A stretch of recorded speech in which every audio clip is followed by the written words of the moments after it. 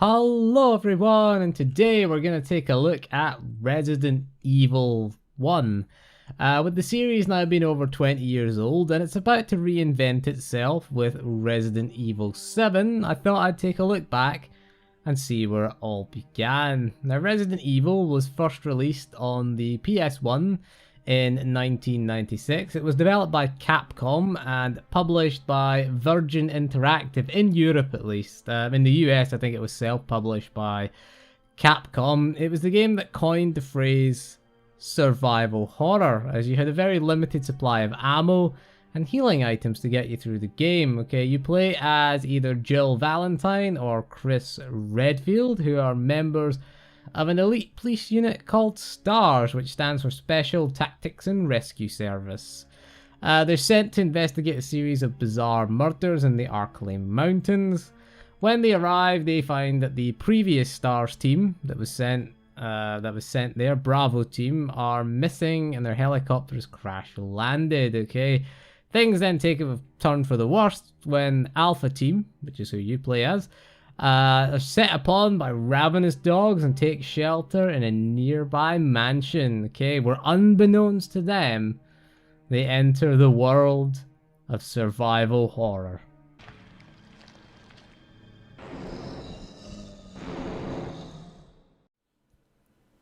Right, so let's take a look at all of the versions of the original Resident Evil that have been released. Okay, we're gonna get to the remake later. Okay, so the PS1 original, which released in 1996. Okay, then that was followed up in 1997 by the director's cut, which followed up a year later. Now, the director's cut added new features like an arranged mode where all of the puzzles were mixed up. And apparently there's an uncensored cutscenes, but I never noticed any difference. Okay, next up we had the director's cut DualShock edition, which released in 1998. It just added analog support.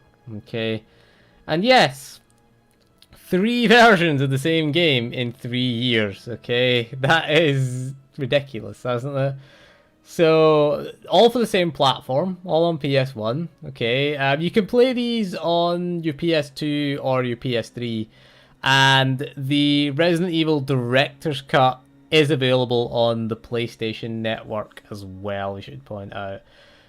So, let's get to the ports. Now, 1997 saw the Sega Saturn port. Okay, it came out a year after it came out on the PS1. It did feature a new battle mode. It did feature some new enemy types were added to the game as well. It is considered sort of graphically inferior to the PS1 version. It does have better audio though. I mean, most Saturn games had better audio. That dedicated sound chip, or that dedicated sound, not dedicated, sound CPU that it had, made for excellent ones. But it's still quite playable. It is quite unique. The Sega Saturn version, as a curiosity, it's pretty good. So the same year, we also had the Windows port. This was released on Windows 95. Featured high-resolution graphics. It did have 3D hardware acceleration support. The opening live-action cutscene is in color rather than black and white. And last but not least, in 2006, we have Resident Evil Deadly Silence for the Nintendo DS. Get it? Okay, the DS version featured an arcade-type mode. It was called Rebirth. It also featured the original version, which was referred to as Classic Mode. It did feature a redesigned UI. Puzzles were also redesigned. The UI and the puzzles are both redesigned to incorporate the touchscreen. So there you go, 6 different versions in the span of a decade. Right, so now that you've got your head around the original, let's get to the remake then, shall we? Okay, it was first released as a GameCube exclusive in 2002. The remake was a total conversion of the original. Not only were the graphics massively improved, but the whole game was redesigned, okay? Zombies could now open doors, scale stairs, and they would need to be burned when killed, or they would return as the 28 Days Later inspired Crimson Heads, which could sprint, and they did a hell of a lot more damage. They were quite scary as well. The music really got up as well when they spawned. The remake also featured completely new voice casts, as well as CGI cutscenes in place of the live action ones. It also had the redesigned mansion, had new areas to explore, had new puzzles as well. Also had a little bit of new story in there as well. So there was a remake, or a port of the remake, that was ported to the Wii in 2008. There wasn't any real significant changes. Support was added for the Wii controllers as well. And in January of 2015, the Resident Evil remake was remastered in HD. So it had a remake and then a remaster as well. It came out for PS3, PS4, Xbox 360, Xbox One, and Steam. Okay, the version featured a new control scheme. It was dubbed the alternative control method. You could just use the analog stick for movement, and it was analog movement, so you'd move the stick slowly to walk and fast to run. So it was an improvement on the tank controls, because you could use the analog stick just to move, as opposed to pressing, what was it, square, and move the analog stick forward in order to run, or just move the analog stick forward to walk. So the remaster also does have full achievement trophy support, as well as extra costumes for Jill and Chris. Jill gets her Resident Evil Revelations costume, and Chris gets steroids and this Resident Evil 5 outfit.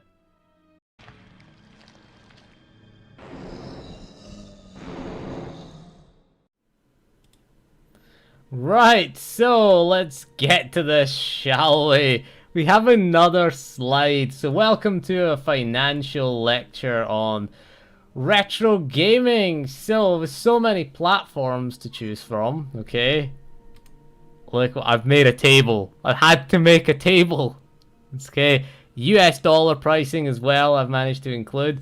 So many platforms, we're about to find it somewhere for a reasonable price. So we're going to start with the PS1 original. Okay, in the UK you're looking at around £10 to £15. Okay, it's fairly easy to find. In Trump dollars, that is 10 to 25, around 10 to 25 Trump dollars. I did check a few US sites. I checked eBay US, I checked a few Retro US. The problem with the US pricing is that I don't really know retro gaming stores that well in the US. Obviously I live in the UK, so you know that's roughly about what you'd expect to pay. So I just looked at sort of guide prices for it. So these are rough estimates, so don't judge me on that if they're too far out. So the director's cut, the disc version, in the UK you're looking at £20 to £30. In Trump dollars it's 15 to 30 Trump dollars.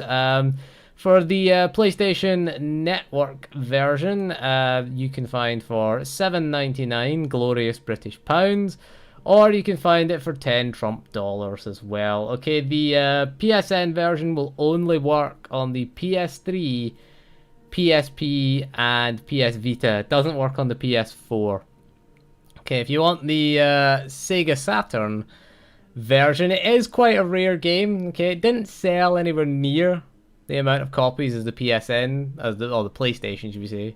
There's 3 different versions of the PlayStation version. I should put out the DualShock version is around the same price in America. You can't get the DualShock version in Europe of the director's cut, so you're gonna have to import it. I think the PSN version though is the DualShock version if you want that one. So the director's cut, again, the Saturn version is around £20, 20 to 25 to 35 in the UK. In the US, surprisingly, it's $40 to $100. The amount of copies I saw that were well over $100. I mean, geez, the cheapest one I saw, I think, was $42. So $40 to $100. The Japanese one was cheaper, significantly. It was only around $30 or 25 to $30 for the Japanese version, Biohazard it's called. But yeah, the US version quite rare, really. I mean, the UK one was fairly cheap. I guess they sold more Sega Saturns in the UK. So the Windows, the DS version, we missed out on the Windows. The Windows 95 version is around £20 in the UK and $30 in the US. We missed that out on my table. Jesus, that's me getting sacked from JP Morgan Chase now. So it's around £20 in the UK and around $30 in the US. Now, I've never owned the PC version, so I can't comment on how well it runs, or if even it will run on a modern PC. So you're going to have to buy that at your own risk. Very few copies available. I saw a couple of them, but the fact that there's very few and they're so cheap, you can draw your own conclusions. Right, the DS version is again quite rare. This was the most expensive in the UK, at least, for average price. It was around 20 to 40. Okay, quite expensive, actually, quite rare. You can play it on your 3DS as well if you want a 3DS. It's not available digitally either, so the only way to get it. If you want the complete boxed copy, that's 20 to 40. You can usually find the cart on its own cheaper. In the US, $25 to $50, so around the similar price. But yeah, the Sega Saturn one in the US was the most expensive. But in the UK, yeah, the DS one. So the remake, the GameCube version, okay, for the remake, will cost you around between £8 and £15. It's not hugely expensive. I saw one in my local CEX at £8. You could find them fairly easily. In the US, it's not that much expensive, $10 to $15. It's fairly cheap, easy to obtain. The problem with this used to be a must-own game, and it used to be worth a lot more, but the Wii version and the HD version kind of killed it. So speaking of the Wii version is available in the UK for around £6 to £10, slightly cheaper than the GameCube version. There's not really any significant changes to the Wii version, okay? It's called Resident Evil Archives Resident Evil if you want it. In the US, it's around $10 to $20, so there's not much of a difference. Now, the current gen ones, I've just lumped them all together because they're only available digitally, and they're generally the same price. They are $15.99 is their normal price. Sometimes they go down. They go down to, I think it's $7.99 in the UK is what they go down to, from $15.99, which is half price. I think the PS3 and Xbox 360 ones can drop a bit lower than that. In the US, it's 20 Trump dollars, and it drops to 10 Trump dollars in sales. So they go on sale quite regularly. So they do go on sale. So you're looking at $20 sale price. Obviously, it's half price. It drops to.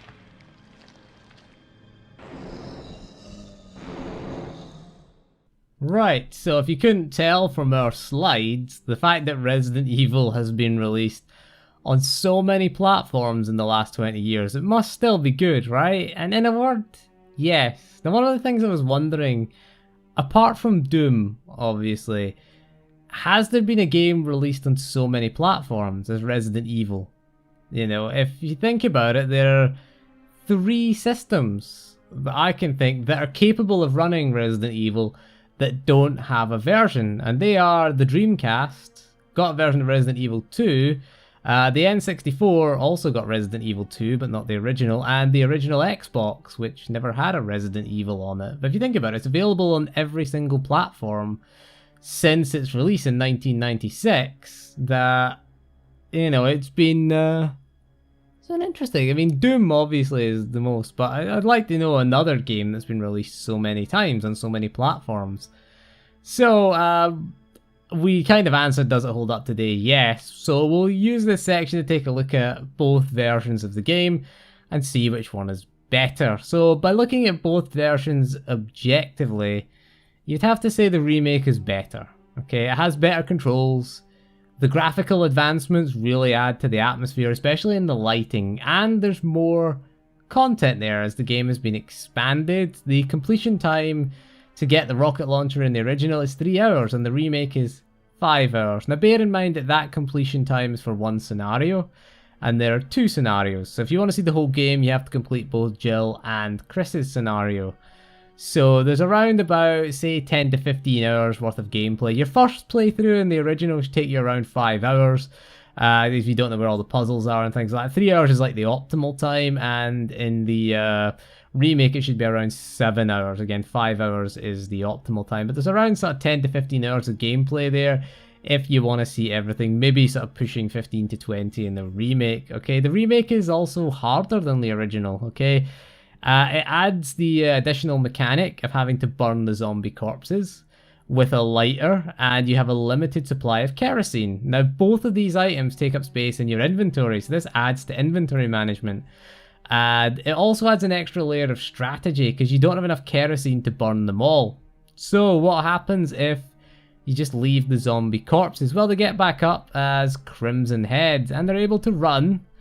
They can open doors, they can scale stairs, they can run almost as fast as your character, and they do far more damage, do significantly more damage, and they also take more shots to go down, so your limited ammo supply is getting even more limited. So this makes the game far more strategic in avoiding zombies is generally the best method, because you're not going to have enough to burn the corpses. You can land a lucky headshot and decapitate the zombie, in which case you will not have to do it. You can use the shotgun and aim the shotgun up for a guaranteed headshot, but wasting your shotgun ammo means you're going to struggle against the hunters later in the game, because you want to save the shotgun and the grenade launcher if you're Jill for the hunters, really. You want to save it for them. So the zombies are generally smarter in the remake as well. They're able to scale the stairs, obviously open doors, and they've clearly been studying at Zombie University. They've graduated with honours and can scale stairs and open doors now. They haven't got quite to the Resident Evil 4 stage, which is the zombie PhD, but, you know, they're getting there. So we talked objectively about why the remake is better, but personally, I prefer the original over the remake. A lot of people would say that it's just nostalgia for the original, but bear in mind the remake came out 15 years ago. It's 15 years old, and it's the reason I bought a GameCube. So I've got just as much nostalgia for the remake. I played it when it came out. I bought a GameCube for... The reason I bought a GameCube was for the Resident Evil remake. And it was, I think, the third GameCube game I owned. I did buy the Luigi's Mansion bundle. And I have just as much nostalgia for the remake as I have for the original.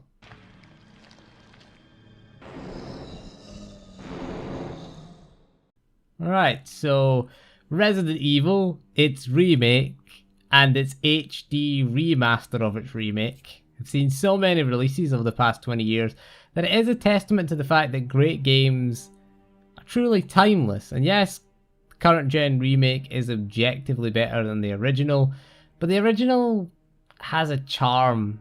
It needs to be experienced. And sure, the voice acting is hilariously bad. That was too close. You were almost a Jill sandwich. You're right. The controls are awful. You're right. The visuals don't hold up well. You're right. And the character models certainly are a lot better in the remake. But the remake managed to fix all the original's flaws. It just made me want to go back and play the original more.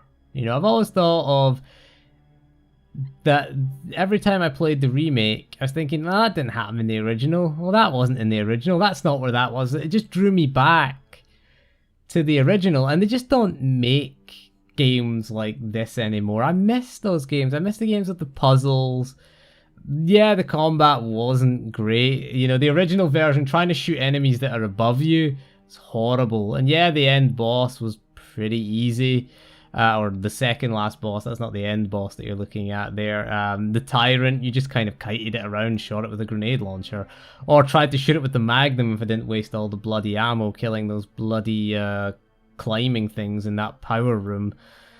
Shooting targets above or below you was a pain in the arse. They fixed that in the remake, though. They did manage to fix it in the remake, thankfully. But I've always felt that the original Resident Evil is the underdog of the series. I mean, it lives in the shadows of not only its remake, but also its sequel. Resident Evil 2 many considered to be the best in that sort of PS1 early series. You know, the sort of we'll call it the PS1 trilogy, shall we? I know it released on other consoles, but predominantly it sold on the PS1. But yeah, it lives in the shadow of 2 games, and so that's kind of why I like it. So what would I recommend? Personally, I'm going to recommend the original first, and then check out the remake. So you just have a reference point to judge the remake on.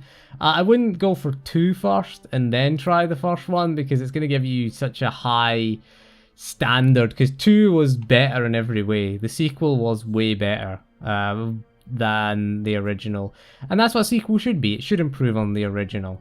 So next time, we're not going to take a look at Resident Evil 2, but we are going to take a look at the time that Resident Evil reinvented itself the first time, because of course Resident Evil 7 is about reinventing Resident Evil, so we're taking a look at, and it's not the first time, obviously. The first time it was reinvented was Resident Evil 4, and we're going to go check that out, and there's a shit ton of versions of that now, so we're probably going to need a slideshow and a financial report, so get your shirt and tie on, drive to the meeting in your BMW, don't stop at lights, don't give way for anyone at roundabouts, and get in there, and we'll have ourselves a PowerPoint presentation on Resident Evil 4. So that is all for this video, so thank you for joining me, and don't forget, set the meeting date in my Google Documents. I've even set an appointment for you to join me, so don't forget to subscribe as well. So thank you for joining me, see you again soon, and goodbye.